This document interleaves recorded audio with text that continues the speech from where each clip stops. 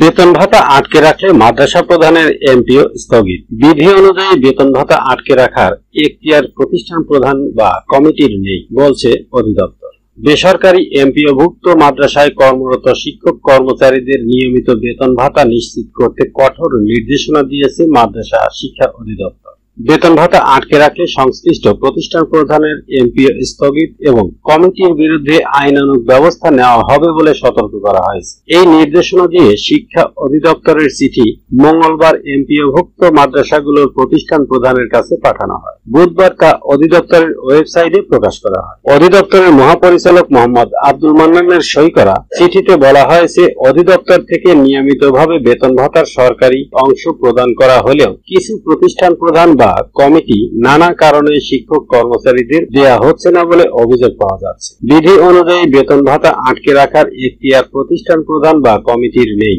এমনকি কোন শিক্ষক কর্মচারী সাময়িক বরখাস্ত হলেও তার খোরপোশ ভাতা বন্ধ করা যাবে না। শিক্ষক কর্মচারীর বেতন ভাতা প্রাপ্তি নিশ্চিত করার জন্য এমপিও নীতিমালায় স্বাক্ষরকারী এবং প্রতি স্বাক্ষরকারীর একাধিক বিকল্প রাখা হয়েছে বলে তুলে ধরে অধিদপ্তর বলছে, শিক্ষক কর্মচারীর বেতন প্রদান না করা বহির্ভূত এবং অনভিপ্রেত। এছাড়াও কোন শিক্ষক কর্মচারীকে সাময়িক বহিষ্কার করা হলে তা সর্বোচ্চ 6 মাসের মধ্যে নিষ্পত্তি করার বিধান রয়েছে, যা প্রতিপালিত হচ্ছে না। প্রাতিষ্ঠানিক শৃঙ্খলার সুবিধার্থে বর্ধিত বিধান প্রতিপালন অত্যন্ত জরুরি। প্রাতিষ্ঠানিক শৃঙ্খলার সুবিধার্থে কর্মরত শিক্ষক কর্মচারীদের বেতন ভাতা প্রাপ্তি নিশ্চিত করার নির্দেশনা দিয়ে চিঠিতে বলা হয়েছে, এই নির্দেশনা প্রতিপালন না করলে এমপিও ও নীতিমালা অনুসারে প্রতিষ্ঠান প্রধানের এমপিও স্থগিত বা প্রতিষ্ঠানের এমপিও বাতিল করা হবে। পাশাপাশি বাংলাদেশ মাদ্রাসা শিক্ষা বোর্ড প্রবিধানমালা 2009 অনুযায়ী কমিটির বিরুদ্ধেও আইনানুগ ব্যবস্থা নেওয়া হবে।